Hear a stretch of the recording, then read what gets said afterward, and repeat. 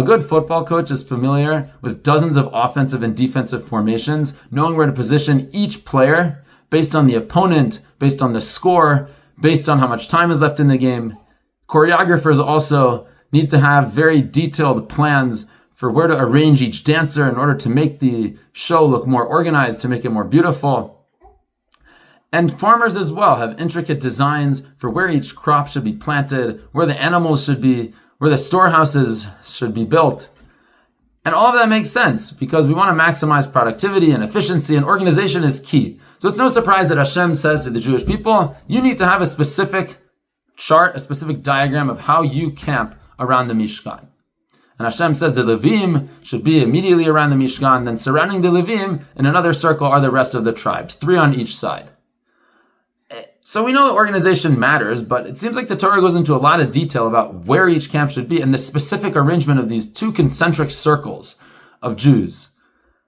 Why do we care so much? Who cares about exactly where each tribe should be located and why we need the Levim here and Dan here and Yehudah there? What is it? What are we supposed to be gaining from this? So it could be a completely practical consideration. The Levim should be next to the Mishkan because they're working in the Mishkan on a daily basis, and they should be as close as possible, a shorter commute. And the rest of the Jewish people who are going less frequently can be a little bit farther away. It could also be a military consideration. Maybe we want the stronger soldiers on the outside, on the periphery, where we're weaker, in order to fight the enemy who could come, and let the non-violent Levim stay in the middle. It's another possibility. But if you look at the Ramban in his introduction to Sefer Bemidbar, he points us in a different way of understanding. And the Ramban says these 2 concentric circles, the strange formation that Hashem is commanding upon the Jewish people, are supposed to remind us of another time that the Jewish people camped in 2 concentric circles. That was Har Sinai. At Har Sinai, the Zakenim were right next to the Har, right next to the mountain, and then 1 step back were the rest of the Jewish people. And granted, there it's the Zakenim who are in the inner circle, not the Levim, but they're still the spiritual leaders of the time are the ones who are supposed to be on the inner circle. The elite are in the inner circle, and the rest of the Jewish people are around on the outside. And why are we supposed to be living Har Sinai on a daily basis in the Midbar? Well, it's consistent with the Ramban's theory that the Mishkan, this is his theory in Parashat Truma, the Mishkan is supposed to perpetuate the Har Sinai experience. We take the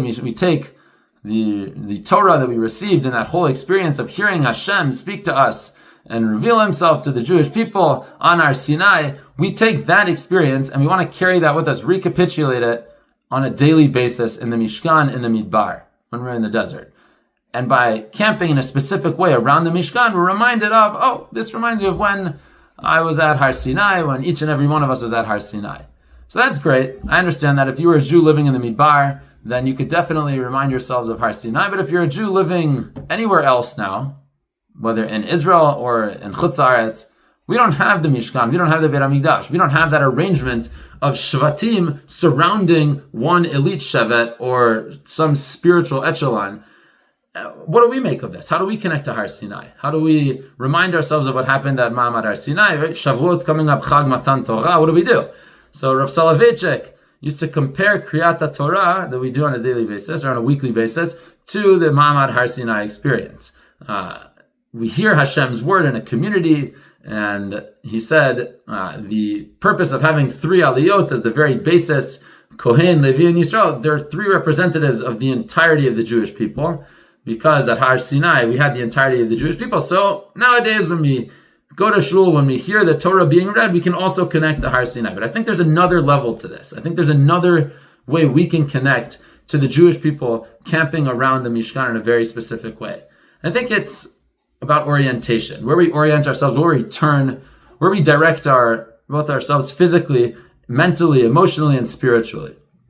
And especially now, as we approach Yom Yerushalayim on Friday, we understand all Jews around the world, doesn't matter where you're scattered and what continent, if you're in Australia, if you're in Princeton, New Jersey, if you're in Eilat, if you're in Lebanon, everyone is facing the same direction when we daven.